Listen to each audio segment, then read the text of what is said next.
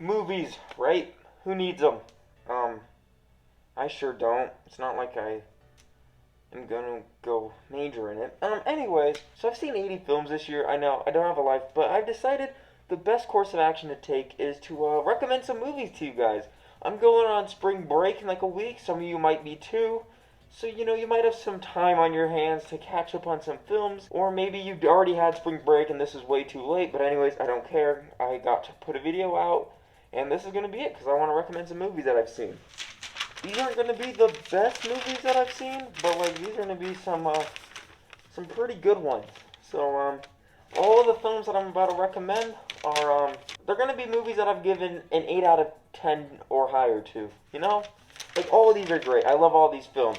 These aren't the best films I've seen in the entire year, because that would be boring, because you can just look at my letterbox to see that, a link in the description.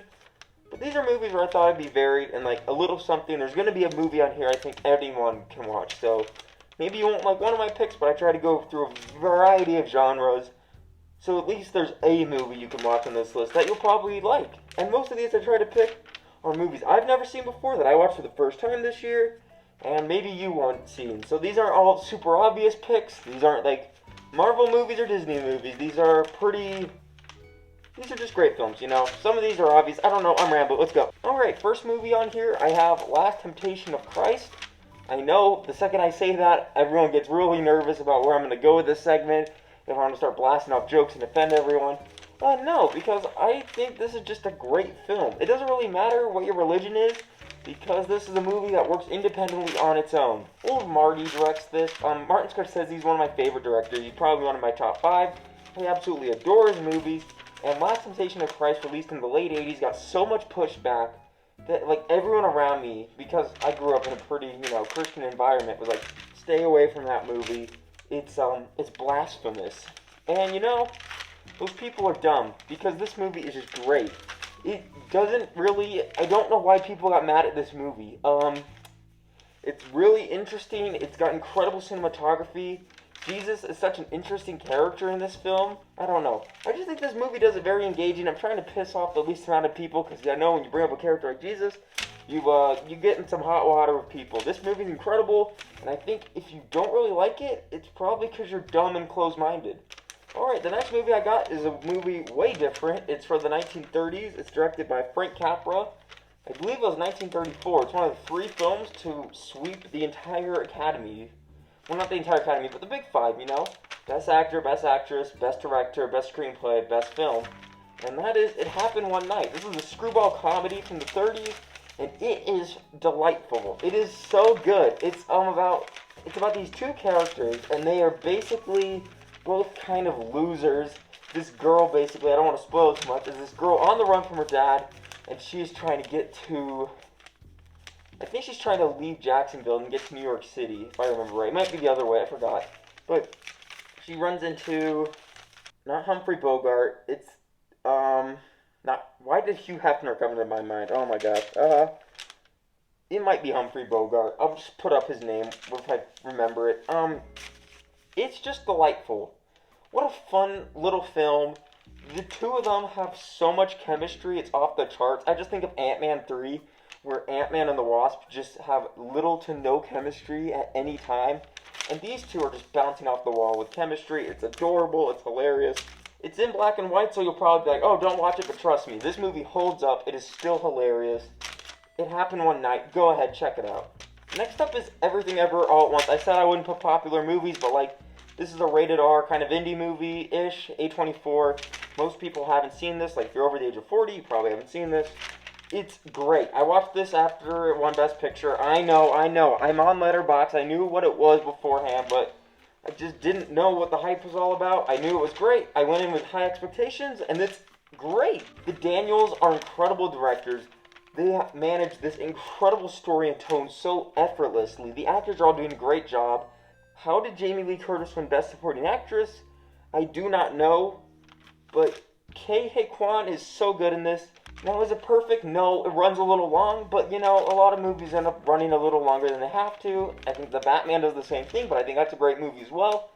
It's one of the best movies of the year, and it totally shocked me, because the reason I didn't really check it out is because I hate I hate the Daniels first movie. Swiss Army Man is unbearable for me. Like, it's just fart jokes for 2 hours with Daniel Radcliffe and Paul Dano, and I can't stand it. I hate that movie.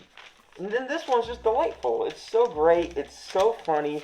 It has so much energy in its kinetic filmmaking and the way it's shot and the multiple storylines that all come together with one strong theme. It's just great. It's check out Everything Everywhere All at Once. Next up on the list is another movie from a director I love that I watched for the first time, Inglourious Basterds.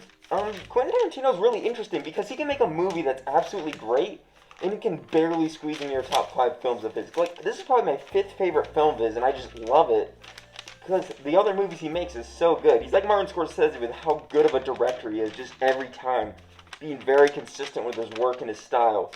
Inglourious Basterds, though, is so interesting, such a fun take on World War II. And I know that sounds horrible when you say fun, but it is a pretty fun movie. But it also doesn't take lightly the horrible subject matters of the Holocaust and the Nazis, and it really does portray them as truly evil. And that's kind of why you side with these, with the bastards, because you just absolutely hate these Nazis. And you know, in a time like this, where you see people like on the news and Kanye and everyone like making jokes like, was the Nazis really that bad? You know, sometimes it's satisfying just to watch something like this and just go, okay, I'm not the only one who thinks the Nazis were bad. I don't know. I just think this is a great movie. Brad Pitt is so good. Christoph Waltz is just incredible. He's one of the best actors out there. And yeah, this movie's so good. One of Tarantino's best. Next one. Okay, this is Kubrick. This is a Kubrick film. Kubrick is my favorite director by a mile, I think. I think he's the greatest director that's ever lived. Well, at least from what I've seen, I think he's incredible. With this one I picked, I decided to go with a different one because I could have done Full Metal Jacket, which I saw for the first time this year, and I think that's a masterpiece. I think Full Metal Jacket is just a perfect film straight up. I don't understand why people don't think the second half is as good as the first. I think it's incredible. But I decided to go for something a little different because I absolutely think this movie is not enough love, and that is Eyes Wide Shut. Eyes Wide Shut, his final film, has been dreaded with like so much mystique. I just voice cracked. I'm not cutting that. It has so much mystique around it because it's the weird sex movie everyone remembers, you know? He did the war movie, he did the space movie, he did the horror movie, and then he did that weird sex movie. And this movie should not be stigmatized like that because it is so much more than that. Eyes Wide Shut is just an incredible story of guilt and grief and like that feeling, that sick feeling when you do something wrong at the bottom of your stomach. It just captures it perfectly in this world of New York City and Tom Cruise's character as he just kind of roams the streets at night and this horrible cult and all of it. It is so creepy. You got so much tension and it always feeling in the back of your mind of your past going to come up and haunt you. It is terrific.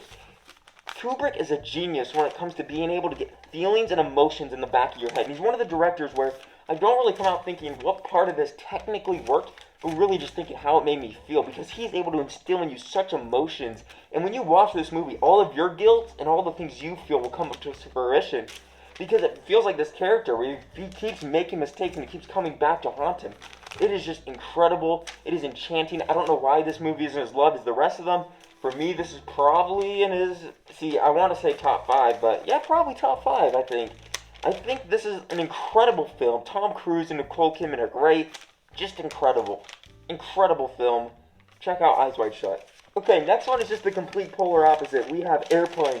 Airplane is so great. I can't even explain it. I think if you want the best comedy back to back, like of just like the same wavelength of comedy, watch Airplane and then follow it up with Clue. Those are probably the best 2 films to watch back to back, but Airplane is so good. I don't really remember who directed this film. It was like 3 guys. They've made, I think, Naked Gun as well.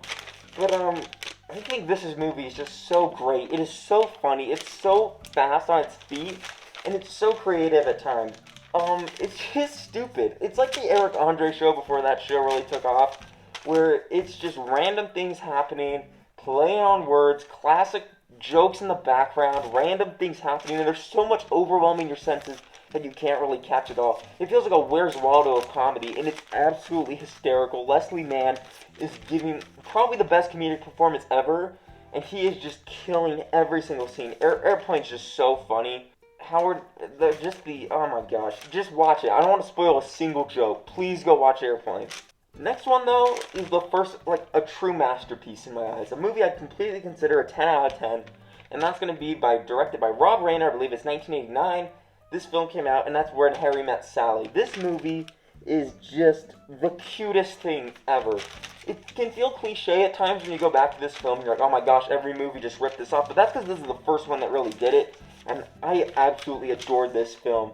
Billy Crystal and Meg Ryan's chemistry in this is so cute, and I'm a sucker for a good rom-com. If you do it bad, I hate it. But if you can nail the romantic relationship and the comedy and the kind of ins and outs of humanity and the personal relationship and the back and forth, I am a sucker for it every time. And this movie absolutely nails it because you just want to see these two weirdos end up together. It is so cute. It is so funny. It is so well directed at points. It is just, and it builds to such a great climax at the end. I don't even want to spoil it. It's just, oh, When Harry Met Sally. It is like a perfect movie from start to finish. I think it's Rob Reiner's best movie, and people will be like, what about Princess Bride? This is better than Princess Bride, I think, by a lot. This is just one of my favorite new movies I've seen. Please go check out When Harry Met Sally. It will make your day better. If you're having a bad day, go watch it. It will literally make your day better. Okay, next one. Oh, this one's so good. We're coming up on the end. But this is from one of my new favorite directors who's been making 3 movies so far. And I think he hasn't made a movie that I haven't given an 8 out of 10 to at least. And that's Robert Eggers. So I absolutely adore him. He directed The Lighthouse, which I think is a masterpiece. His most recent film was The Northman, which is great. But the movie I watched recently that I thought was absolutely incredible, not perfect, but really close to in my eyes, is The Witch. The Witch is so good. It's about this family in New England in like the 1600s, and they are like this Puritan family that's been ostracized and like abandoned by their community, and they have to go live out in the woods, and there's a witch. It is such a simple premise, but it plays it out so straight and so smartly. The entire family dynamic is built around, is there a witch out here with us, or what is going on with this family, and the slow deconstruction of a family falling apart. It's a lot like The Shining, and you can feel sometimes Kubrick influences in it with the small details of things going wrong, and the creepy things in the background, not really relying on jump scares as much as really well built up tension, and it is just creepy. It doesn't really feel like a horror movie, but this movie will creep you out longer than any movie I've seen recently in the horror genre. Which, though, there were images and scenes in this I can't get out of my head, and by the end of the movie, when things are happening as they are, my hands were genuinely sweating, and I was pretty freaking nervous, man. I was watching this like at 12 at night, and with all the lights out, and it was great. It's great. Go watch The Witch. Incredible drama / horror movie. But the last movie I want to recommend, if you guys have time to watch, is an absolute masterpiece in my eyes. Maybe the greatest technically made movie ever next to Citizen Kane. It has no flaws in it, I don't think. Not a second is wasted. Not a moment is not used perfectly and expertly. It's a director at the top of his class. I think it released in 1968, if I'm right. It's from my favorite director, Stanley Kubrick. Watch it for the first time, and it is science fiction. It's 2001: A Space Odyssey.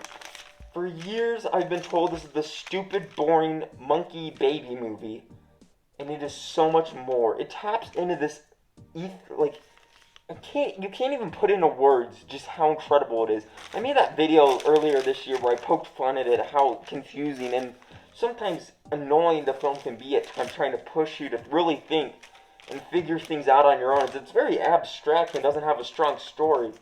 But the emotions it's able to convey out of you just through imagery and similar shots and imagery and how they juxtapose with each other, the colors, how characters move, how slow the film is, how it revs up and slows down. It feels like you're literally in a trance, like you're watching this film while it's simultaneously coming together in your mind. It's one of the most incredible films I've ever seen, because I've never seen a film that has done anything like it, where it manages to be this super engaging idea and story and the premise, but in the back of your head, all of these storylines and ideas and moments and scenes are just combining in your head in this incredible flurry of emotions and ideas, and it truly ascends into something more than film ever has.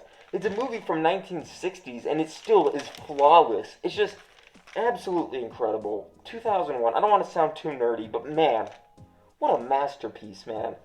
And if you just give it a chance, it is slow. People say that. It is slow, but once you see what it's doing, once you realize, oh, like that's what they're doing, that's why the scenes are there. If you just give it a chance, you watch it all the way through, you might not love it, but it is something you will never forget. It is truly one of the most engaging films I have ever seen.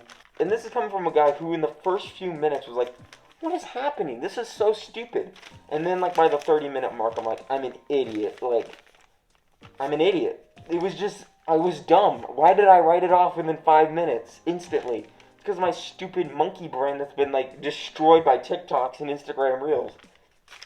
Give 2001 a chance. It is incredible, and it is amazing.